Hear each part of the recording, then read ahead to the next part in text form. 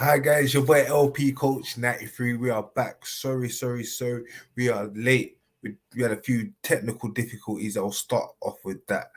We sorry guys today. The fan show there's been an issue with the live streaming feed. They won't allow us to connect. I tried to do it with a few fans, it was a bit annoying.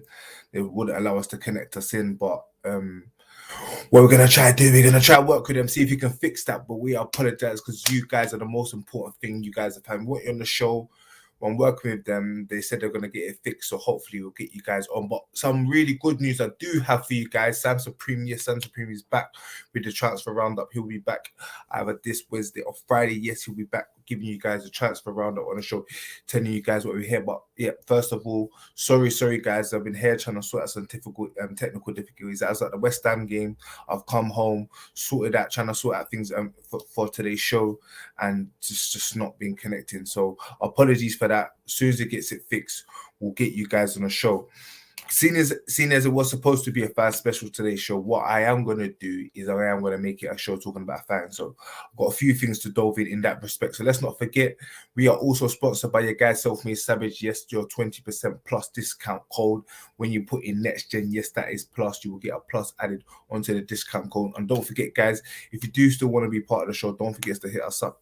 I know we're having technical difficulty problems today, but once that's fixed, we definitely want to get you guys in. Stay tuned. Don't forget to follow us on all our socials below. Yes, like, comment, share, subscribe, all of that good stuff. Hit us up.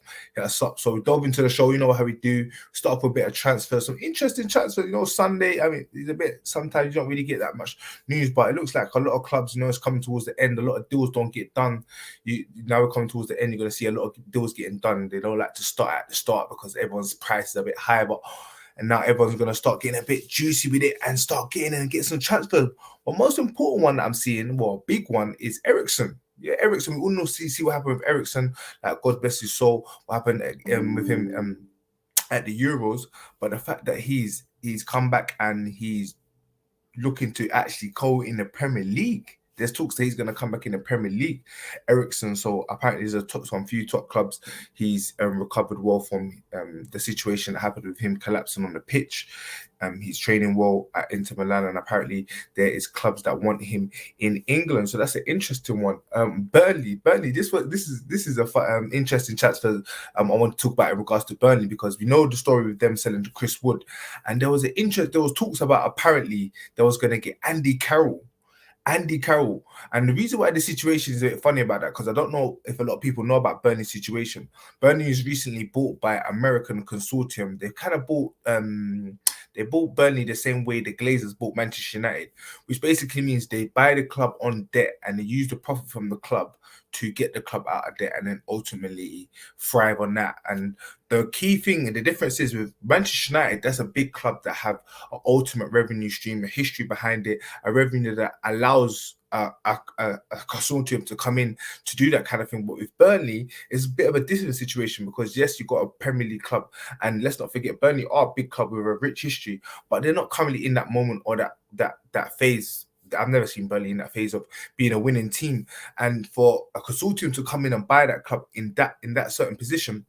When they sold Chris Wood, everyone's thinking, oh, they're going to go in and get a banging striker straight away.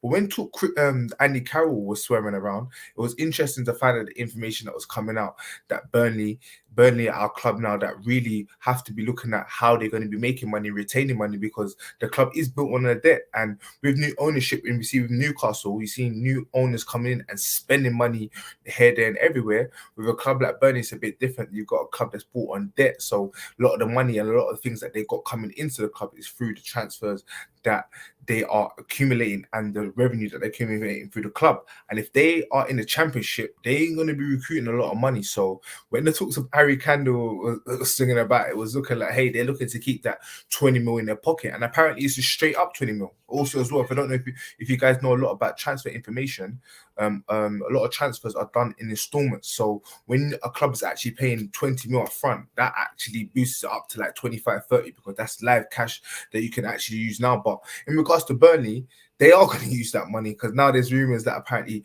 Benteke or Origi are on them sources, because I don't think the fans will be happy with that sort of situation. But there's a little little intricate details that you might not know in a transfer situation. But yeah, you got Burnley out there trying to source a striker with the 20 mil that Newcastle have given them for their services for Chris Wood. So that was an interesting one. Then move on to Spurs. Spurs, Dybala. They're the favourites to get Dybala in the summer. I don't know if you guys see Dybala has been having situations in regards to Juventus and his contract situation. Apparently there was a gentleman's agreement in December or October where Dybala was supposed to sign a new contract in the new year. That new contract hasn't materialized, and I don't know if you saw his expressions in his last game. Juventus won 4-3 against Roma. Very, very good game. Dybala getting a winner. And I don't know if you saw a video that went viral with his face. He was looking at, I don't know, some say he was looking at his girlfriend, some say he was looking at the board because apparently he wants to get that contract over the line. But if he doesn't, it looks like Conte wants his services at Spurs. We all know that Conte's got a tough job over there at Spurs. You know, he's licking his wounds after his exit of the League Cup semi-final, and he's looking to reboot. And he knows the Italian league well, and Dybala is definitely a player that he could fit into them that live stream for him to go on and push on and rebuild at Tottenham. So that'll be an interesting one in regards to if Tottenham can get that one over the line in the summer, because we all know Dybala, how good Dybala is, and there's going to be a lot of clubs across Europe that's going to be wanting Dybala services. Don't forget, guys, like, comment, share, subscribe, all of that good stuff. Don't forget to as well that we are all on your latest podcast station. So if you've got a podcast station that you listen to and you don't want to be seeing my ugly face, then go listen to my audio and hit us up over there. Yes, and we got interviews out of there as well. So go and check that out, guys. Let's go support, because every support that you get helps us out and pushes us on. So yeah, carrying on with dove into the chapters before we boost it on. Arsenal, Janovic, I think that's his name, Jalovic. Please forgive me for my pronunciations. But yes, rumors that he is going to Arsenal. Arsenal are looking to make this big signing. Apparently, might be the biggest signing of the January transfer window. Young Florentino striker, smashing it, doing very, very well. And it looks like Arsenal are willing to pay 50 million pound to his agent alone, to get this deal across the line. And that looks to be the swaying factor of the reason of why he might be moving over to the north side of London, because it's really interesting when I was talking about now we come into a different area in regards to transfers. And I got another piece of information. Agents, I know, guys, everyone knows a lot about agents, Mina Raiola and all these big super agents, but agents are the very big key in a lot of players' moves.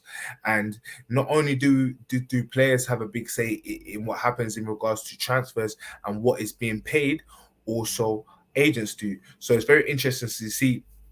It's very interesting to see that the agent fee is 50 million pounds, and we all know that his contract is up in the summer, and Arsenal are only club willing to pay this right now. Rumors there might be a bidding war in the summer, but the bidding war may not be as well as in regards to his services and maybe in regards to his fees. So that'll be an interesting one in regards to if Arsenal can get that one over the line, because if they do, like I said, that'll be a big statement for the club. Another interesting one, it looks like Arsenal are really trying to get that potent finisher. Like, we've all seen Arsenal playing that really good football, but haven't managed to get that striker that can score them goals consistently. Rumors that Nketiah is going to go, Flanagan's going to, Balogun's gone and ended up going out on loan. So, Diego Costa. Yes, Diego Costa. There's rumors that Diego Costa is going to Arsenal. Very interesting one in regards to a very senior player with attitude, someone that maybe doesn't always get the best in the changing room when he's not on his great side. And we've all seen with the situation with Aubameyang, I'll move on to him shortly, but his situation with him and Arteta and how Arteta has handled that. And everyone's talked about Arteta's credentials when it comes to managing senior players. So that'll be an interesting one in regards to Diego Costa, if the Arsenal do get that one over the line in regards to him and his relationship with Arteta. Another outgoing possibly for Arsenal, yes, I just spoke about him, is Aubameyang. He might be going to Barcelona. I'll keep eyes on this one. We all know Barcelona's situation, where if you don't, then you're obviously not watching football. But we know that Barcelona are in dire straits when it comes to their financial situation. We've got players talking about cutting their wages by 50%. Players not even allowed to register for the club because players are still there caps on all this, but rumors that it might be going for Aubameyang. Aubameyang, we all know, is on a big contract though at Arsenal, but he's running out of favour at Arsenal. Can there be a situation there where maybe there might be a swap or something to negotiate to push that over the line? Interesting one. Can we keep that go over? I'll push this one over before we delve into the situation stuff I want to talk about. Is Chelsea in for Frankie de Jong, £33 million, interest on Bayern. They also want Perisic. United want Martial. United looking to get rid of Martial. We've seen the story with that in regards to Martial saying that he didn't want to be in a squad. He did want to be in a squad. He'll never miss a game for Manchester United. And Brennick saying that he didn't want to be part of the squad. Very interesting in regards to that. Also, Jesse Lingard rumored again to be leaving Manchester United in a January transfer window, either for West Ham and Newcastle. So, an important topic I want to talk about before we move on to the main topic of the show is talking about the fans. Is Rafa Benitez. He's sacked, he's gone, he's out the window. And this one here, well, for me, I always knew it was going to happen. And I was going to delve into it a little bit later in the segment, but I'll just start off with it. He was set up to fail. Like, was Rafa Benitez ever gonna get a chance at Everton? He could have won the league this season. Next season, if he would have went on a bad spell, they would have been wanting him out. Like, he could have won the Champions League. They still would have wanted him out of the club. Like, I don't understand. You got Everton and Liverpool, one of the biggest rivalries in English football, and he's managed one of them clubs, and he honestly thinks he can go to the other side and make it happen. I genuinely felt that the players just didn't want to play for him because they knew that the fans just wasn't showing them the same respect that they will show them for any other manager. And for me, like I said, fans are the most important thing. And it's very interesting that that topic has come along when we're talking about that. The fans gave him a chance in regards to the respect of the owner, what he's been doing for the club and how he's trying to push the club forward in regards to how he spent the money. But I think the fans at the same time was looking at it as a sign of, hey, it's a kind of a bit of disrespect here. Do you really understand this club? Do you really know what it means for us and our rivalry for Liverpool? Now you've gone and got one of their more successful managers and bringing them to Everton. Okay, yes, he was a successful manager, but that was for our rivals. And yes, in hindsight, we might want him to replicate that success, but it just doesn't feel the same. Like, it would have never felt the same if Rafa Benitez won the Champions League with Liverpool and Everton. Like, that would have been crazy. But yeah, in regards to his situation as at Everton, 22 games, 7 wins, 5 of them in the Premier League, 5 draws and 10 defeats. He got 5 wins in 19 games in the Premier League. Like, that's damning. For the money that I say that he spent, because he didn't really get to spend any money because he come in. But for the money and the value of his squad, I think that simply wasn't good enough. And he had a 31 win percent rate, which is not too bad. But at the same time, like I said, with the quality and the pressure that he's under with regards to Everton and what they want to achieve, that's definitely not good enough. And I think it kind of sunk with him with the situation with Luca Digne, the situation that he fell out with him, and the fact that obviously now he's at Aston Villa. It's kind of weakened Aston Villa in a sense. I know they've re-signed 2 new players and hopefully they can go on and push on to be good players. But at the current moment in time, they haven't proven that. Losing 2-1 against Norwich in the last game, the game that he was eventually sacked in. So for me, it's that was a turning point for me in regards to, I feel like the fans are always going to be on him in a sense. But the moment you start losing your players, that the fans ultimately respect the players. So once you start losing the players as well, it's not really going to work out for you. So for me, he was set up to fail. Just give me a sec. Let me just do this for a second. Yeah, he was set up to fail in regards to situation at Aston Villa. So for me, give me a sec, guys. Let me just sort this out.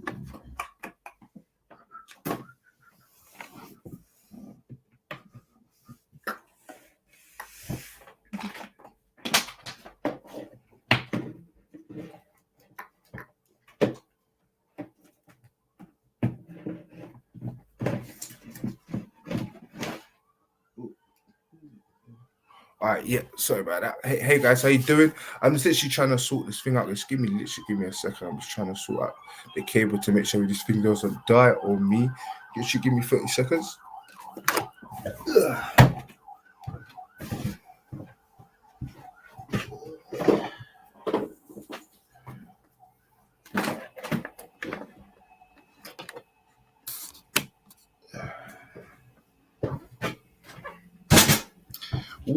And we're back. Yep, sorry about that. Yeah, and we're talking about. Yep, sorry about that. Just making sure it wasn't died on me. And yes, Rafa Benitez. And for me, like I said at the start of the show, see some of you guys are in there. Hi guys, how you doing? Yeah, he was set up to fail. And obviously, his situation. I know he had a lot of injury problems in regards to his squad. Calvin Loon was injured for a lot of the time. But when he did get back, he didn't really get in the best out of him, man. For me, he was never going to work out for me. And the fact that he's gone now, who's going to come in? There's some interesting names in here. We've got Wayne Rooney, a favourite, which is kind of interesting. He's doing well at Derby, but is Everton a step too far? We've just seen the pressure that they're under and what they're trying to get out. Maybe they're trying to start this fresh new build, maybe go the young route, Rooney a popular face. Maybe you can get the fans back on side with the owners. He's the favourite to come in. Duncan Ferguson, we all know he had a decent interim spell when he was in there in at the club. Can he come in again and finally take that role and finally take on? And a few other names in there. You've got Lampard, Potter, Martinez, but one interesting name in there also is Ole Gunnar Solskjaer, 33-1. Ole Gunnar Solskjaer recently sacked at Manchester United. Some say he shouldn't have gone. Some say he's done a decent job. Some say he would never ever get a job in the Premier League again. Well, he's in the hats now, so we'll see. We'll see who will take over there. Let us know what you think. Who do you think should be the next Everton manager? Do you think Rafa Benitez should have been sacked? Do you think he should have been given time? Considering we still are in the January transfer window, should he still be given time to get players in and stamp his mark? Because I think he did sign. He signed 2 fullbacks, and he also signed El Ghazi from Everton, Aston Villa, that deal with Digne. So who knows? What would it be? Will be. But for me, I felt like he was set up to fail. It was never ever going to work out, and he should have just never took the opportunity in the first place. But hey ho, we'll see how that moves on. So we'll talk about the big topic of the show, the topic of the day. I'm so sorry, guys. I wanted to get you guys on, but I sorted out with these guys, but hopefully link works next time and get you guys on. But don't forget, Supreme is back, you guys. He's going to be diving right into all the transfer stories that's been going on. He's going to be giving you the deep analysis, some juicy gossip stories, and all the things that you want to know. So hit us up, hit him up. If there's anything you want him to go out there, find out anything that you want to know, hit up San Supreme and you guys will let us know. So we're going to talk about the fans. Yes, the fans. Today I was at a game as well. I went to watch West Ham versus Leeds. Disappointing game for West Ham, 3-2 defeat to Leeds. Looks like Leeds are back. Rafinha looks like he's back. He had a really, really good game today. And a player that had a disappointing game, in my opinion, I watched him very, very close today, was Lewis Bate. One of the things I've noticed with Lewis Bate was his size. Yeah, his size on the pitch, he's very, very tiny. And I think what I noticed is regarding to last summer, we spoke about at the start of the show. If you haven't seen it, go see it at one of our recent shows. We was talking about the Chelsea academy and how a lot of their players have gone on and left the academy this summer. You've seen Livertino doing well at Southampton. Lafferty went on and signed for Brighton, and a few of us went on and signed permanent deals at other clubs. And we were thinking, oh, have the Chelsea, because we talk about the amount of players that Chelsea produce in a club and the fact that how many do them get into their first team. But it's interesting to see Lewis Bate is one of them players that went on to go sign for Leeds. And he hasn't really managed to break into that first team as some of the other players have, like Livramento, who's done at Southampton. And for me, when I saw him live in the flesh in that game, he looked physically not ready at all for the Premier League. Like, you could see on the pitch that West Ham was dominating that midfield areas at points when he was on the ball, and his distribution of play was not as good as what you expect as a small technical player. You could see he had the stature to go on and produce good passes, but it wasn't really coming through. And I think the point I'm getting to is here is that for me, I think he left Chelsea too early. I think he was one of the couple of players that maybe should have stayed there at the high quality youth level, really getting consistent games and playing. And then maybe in a few years' time, once you actually get that growth, then if you don't make it into the Chelsea, then he should have left. I think where he's now, he's at Leeds, which is a much more low quality in youth development, where he's just going to have to sit there and be in a first team environment to push on and then get into that environment. I thought he's kind of put a detriment to himself. Because when you put yourself in that situation, you just signed from a new club, that feeling of you want to play and get involved and be amongst that first team on a regular basis, is when you're not, it's going to subside your feeling. So that's a very, very, very important one. Something new that I wanted to talk about in regards to Lewis Bate when I watched him today. So Sometimes you just have to wait your chance, guys. Especially when you're at a top club, just wait, push it out, work, and take advantage of that development. You've seen Baker. You see him spoke about recently in social media and his situation. He's been at Chelsea since the age of 8, hasn't really broken to the first team, and a lot of injuries and a lot of loans that's happened to him. And he's at the age of 26 and he's still at Chelsea, not really playing consistent first team football. And everyone's asking him, oh, why does he leave? Why does he not? And that's probably the flip side of the coin, because even me, and my personal opinion, I was a bit like, okay, you're 26 years of age now, you're touted to be one of the best players in England, going on to do crazy things left, right, and left foot. Maybe why don't you go out there and actually transfer from Chelsea and break off into the team? Some say it's for the wages, some say he's having a good life, decent career, some say others. Let us know what your opinion is. Let us know what your thoughts on that in regards to that. So I want to talk about the fans. The most important things are people when it comes to football. For me, is the fans. You can't get nowhere without the fans. You can't do nothing at the fans. Football be no without the fans. And this is why we wanted you guys on the show. But we'll talk a bit more about the fans because today was a really interesting aspect when I went and watched the game in regards to the West Ham and Leeds and regards to the fans. And there's when you see in the West Ham, one of the most interesting things that I saw was it wasn't really a shock, like I say, it's much more interesting thing was the capacity. I went home and I checked today to double check what the capacity of was West Ham Stadium. It was an 80,000 capacity stadium. That stadium, I've been to West Ham now, so that's probably like my 10th time. I haven't been there a lot in the London Stadium, but and now I'm starting to top it up and go there a lot more because I'm really, really liking it going there because it's full. Like it is full, and it's surprising to see that everyone was moaning and talking about can West Ham go and move from the Bowling to the London Stadium, actually fill it out, and they're filling it out, and it's really enjoyable to go on and see it there. So the fans are really pushing on and doing it really well, and I think Leeds are one of the best away fans that I've ever seen. Yeah, they was actually noisy out there. So to see in that aspect and how fans are really invested in clubs is really, really good because how did it start? Where did football start from? Where did football come from?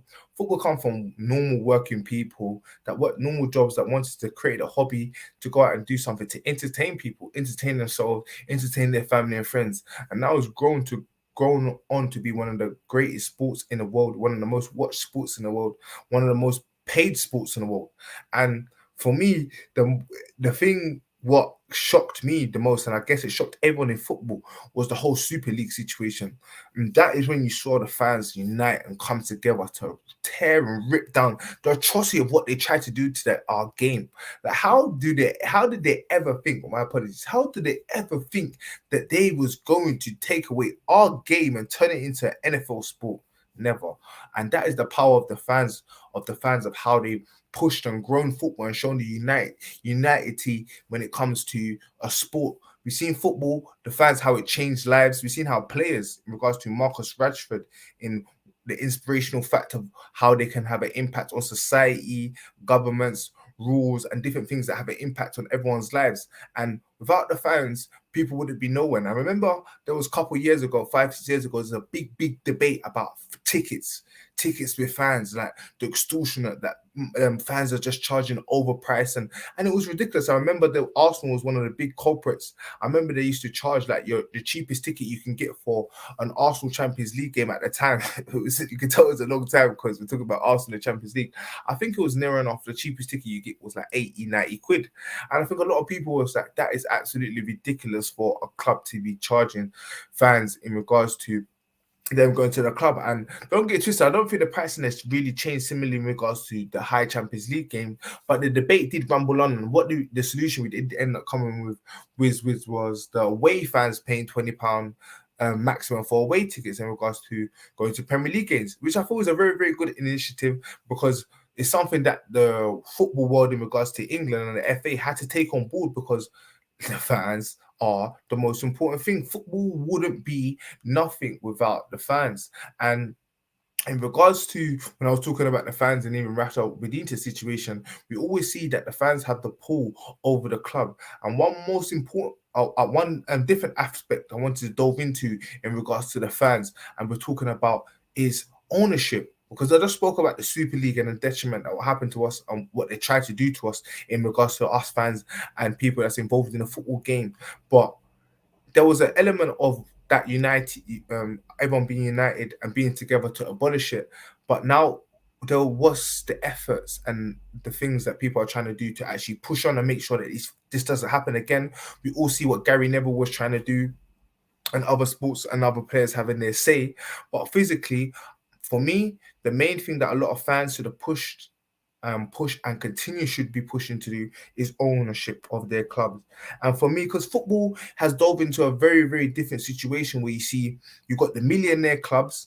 Like, look at Newcastle now, they've just been bought by Dubai clubs. Now they're the richest club in the world, and they're going to sign any player that they want for any price and any wage, and they're potentially going to win the Premier League title. And you got to think about the likes of, say, the Norwiches, a club that is club owned, fan owned, majority fan owned, and the money and resources, a very, very well run club. But due to the detriment of rich and out of this world clubs that have mega money, will they ever get a chance of winning the Premier League? We see Leicester have a chance of going in and winning it, but they had good squad with decent amount of players. And yes, if you have a good squad with a decent amount of players and a decent manager, yes, you could have a chance to go on and win the title.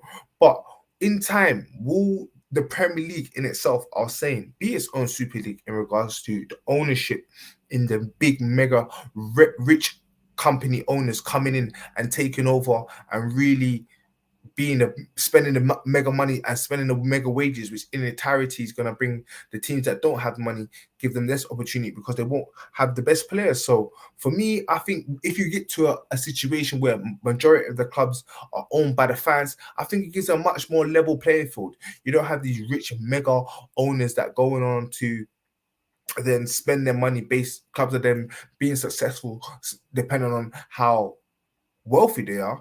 I think football is built off tradition. I think clubs are built off history. And I think that's why, especially me being a Manchester United fan, that's one of the biggest things about being a Manchester United fan is the history. When it comes to the history, no other club really can talk to us. And that's one of the things that we stand on. That's one of the key components when it comes to signing players. And I think that was something that was indulged in and ultimately pushed us on to become a club that has money. Because let's not get twisted, Manchester United is not a club that has lots of money based on the fact that we have rich owners. Manchester United is a club that has money based on the fact that we are Manchester United and we make a lot of money.